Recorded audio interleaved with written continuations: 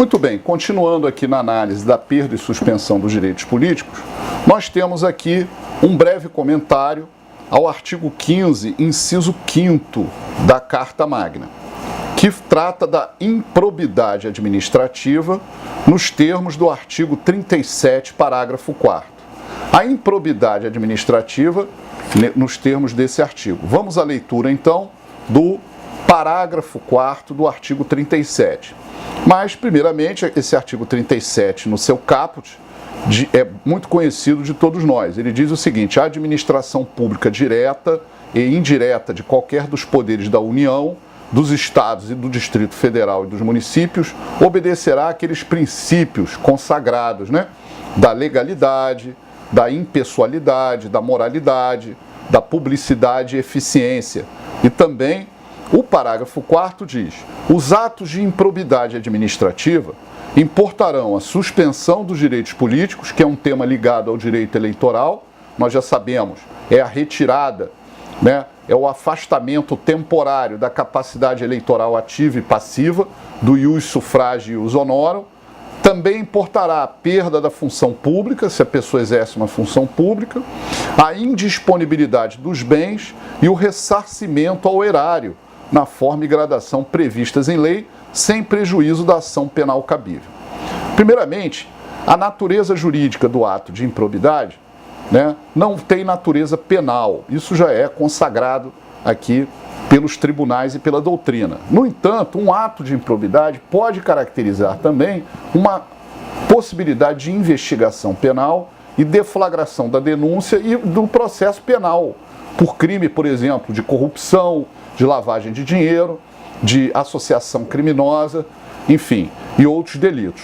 Mas o que ocorre aqui, basicamente, é que os atos de improbidade eles vão ser tratados numa ação civil de improbidade, que pode ser denominada de ação civil pública ou ação civil, que segue a Lei 8429, de 1992, 8.429 de 92.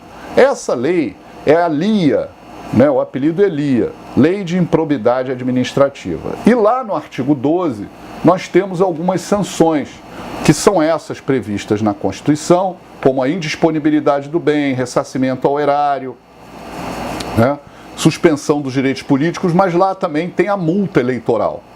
E, uma vez aplicada essas sanções e a suspensão dos direitos políticos, quando ocorre o trânsito em julgado, a pessoa ficará com os direitos políticos suspensos por um prazo que está previsto no artigo 12. O artigo 12 da LIA, da Lei 8429 de 92, prevê de 3 a 5 anos, 5 a 8 anos e, se eu não me engano, de 8 a 10 anos, dependendo do ato tipificado como improbidade praticado, que pode ser um ato do artigo 9º da lei, 10º ou 11º, certo? O mais grave é quando o servidor público ele enriquece ilicitamente, desviando o erário público em seu benefício. E além de lesar o erário, houve um substancial aumento em seu patrimônio em razão do ato de improbidade. Aliás, o ato de improbidade é tratado como uma imoralidade qualificada. É um ato de desonestidade, que pode ser praticado pelo intraneus, que é o agente público, o servidor público, ou o extraneus, que é um empresário, uma terceira pessoa, que não é servidor público, mas que está em coautoria, participação naquela empreitada da improbidade.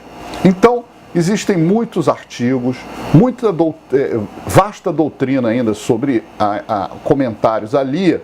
Não é o caso aqui de tratarmos especificamente de todos esses aspectos. Mas eu gostaria de salientar a lei da ficha limpa, que é muito importante aqui para complementar o nosso estudo.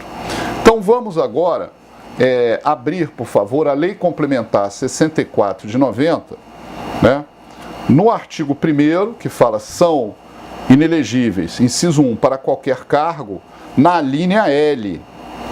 A linha L, L de limão, ela complementa a Carta Magna no artigo 15, inciso 5º. Então, por favor, faça uma remissão do 15, quinto, para o artigo 1º, inciso 1, a linha L. Lá diz o seguinte: são inelegíveis, atenção, quem for condenado à suspensão dos direitos políticos em decisão transitada em julgado. Primeiro, o inelegível é diferente de quem está com os direitos políticos suspensos. Nunca esqueçam isso. A inelegibilidade permite ao cidadão exercer o voto, a capacidade ativa, mas lhe retira a capacidade passiva, certo? Já quem está com os direitos políticos suspensos não vota nem é votado por um período de tempo. Muito bem. A linha L diz: os que forem condenados à suspensão dos direitos políticos em decisão transitada em julgado ou proferida por órgão judicial colegiado, por ato doloso de improbidade administrativa, que importe lesão ao patrimônio público e enriquecimento ilícito, desde a condenação ou o trânsito em julgado, até o transcurso do prazo de 8 anos após o cumprimento da pena. Pois bem, reparem, aqui os requisitos são cumulativos. Então, para que a gente possa concluir que o cidadão é inelegível, ele tem que ter praticado um ato doloso de improbidade. O ato culposo não vale. Tem que ter sido condenado à suspensão dos direitos políticos na ação específica de improbidade. Que, reparem, isso é um efeito de uma justiça não eleitoral na capacidade eleitoral passiva, que vai ser analisada na Justiça Eleitoral, por exemplo, no requerimento de registro de uma candidatura futura daquela pessoa que pretende ali seguir no parlamento, né? Então, reparem, para caracterizar a inelegibilidade, vamos lá, tem que ter um ato doloso de improbidade, ponto número 1. Tem que ter a condenação na suspensão dos direitos políticos, ponto número 2. Tem que ter lesão ao erário e tem que ter enriquecimento ilícito. Essa questão do enriquecimento ilícito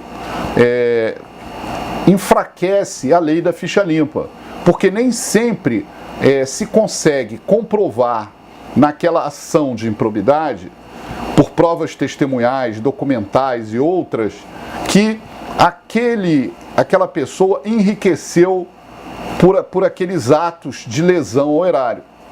A lesão ao erário é mais fácil de provar, mas o enriquecimento é a grande dificuldade.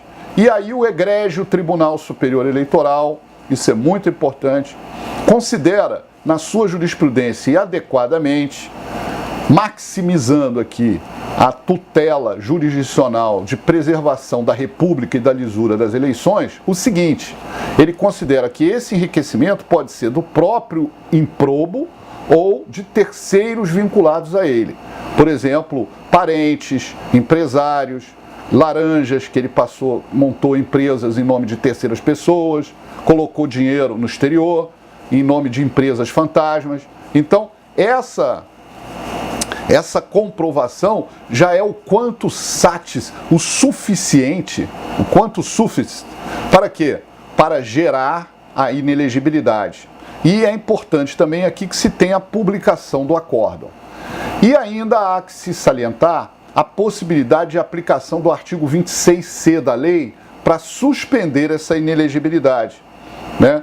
Então, por exemplo, se um ex-funcionário público é condenado pelo juiz da comarca, recorre ao Tribunal de Justiça e a 11ª Câmara Civil também confirma aquela sentença, ele pode ir ao STJ para tentar suspender a inelegibilidade com base no artigo 26C da lei. Ou seja, ainda há toda uma possibilidade jurídica dessa discussão, perfeito? Então, fiquem atentos, porque aqui, essa linha L é muito importante e ela sempre tem farta jurisprudência. Outra questão interessante é que não precisa se concluir pela improbidade na parte dispositiva do acórdão, se o aspecto está na fundamentação da decisão e em outras provas carreadas na ação civil que vão coadunar todos esses elementos que eu lhe falei e vão gerar a inelegibilidade. A inelegibilidade também contar-se-á de 8 anos após o cumprimento da pena de suspensão, certo? Então, são 2 momentos de contagem: da publicação do acórdão, da ação civil de improbidade no Diário Oficial ali a pessoa já está inelegível, e após cumprir lá 10 anos de suspensão, mais 8 de inelegibilidade. Isso seria 2 contagens do marco temporal, tá bom? E, portanto, anotem essas observações.